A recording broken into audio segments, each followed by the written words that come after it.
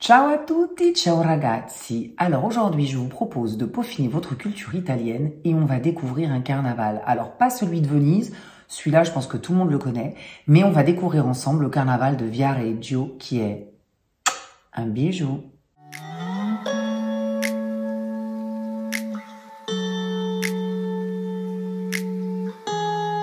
Le carnaval le plus connu est bien sûr celui de Venise, mais il y en a plein d'autres en Italie. Mais selon moi, le plus spectaculaire, c'est celui de Viareggio.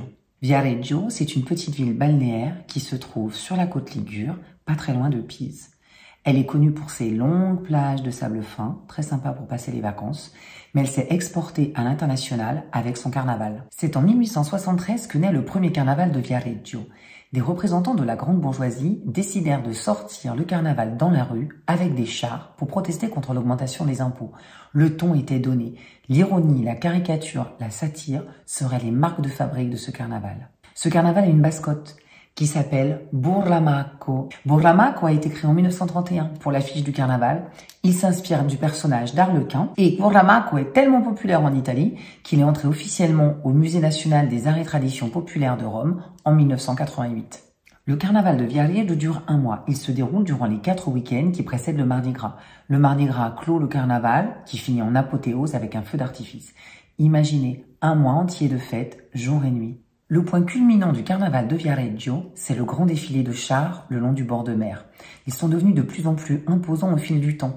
Aujourd'hui, ils sont animés, gigantesques, ils peuvent même mesurer jusqu'à 20 mètres. Le thème de ces chars, c'est la satire, la caricature, on se moque des hommes politiques, on se moque de tout ce qui fait l'actualité.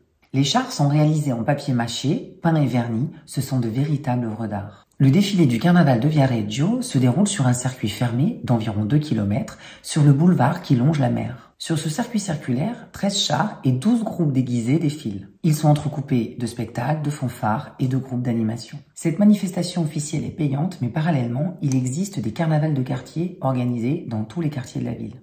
Le soir, on fait la fête, déguisé ou non, pour rire, pour s'amuser, pour se défouler. Dans les rues de la ville, il y a des groupes locaux qui sont installés et qui se produisent. L'année 2001 est une date mémorable dans l'histoire du carnaval car on a inauguré la citadelle du carnaval. Il s'agit d'un complexe architectural hyper moderne pour la construction des chars, l'école du papier mâché, et il y a aussi une arène extérieure où se déroule l'été le festival Citadelle sous les étoiles avec des concerts, des manifestations culturelles. La ville de Viareggio vit autour du carnaval. Toute l'année on prépare les chars, il faut des structures pour accueillir les touristes, c'est un secteur important de l'économie locale.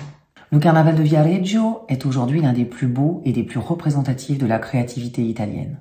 Il est aussi considéré comme l'un des plus importants en Italie et en Europe. Et maintenant, la Coco Touch du jour. Alors, on va voir un peu d'où viennent les confettis. Lors du carnaval, autrefois, on lançait des dragées, des petits bouts de coriandre qui étaient enrobés de sucre et qu'on appelle en italien i confetti.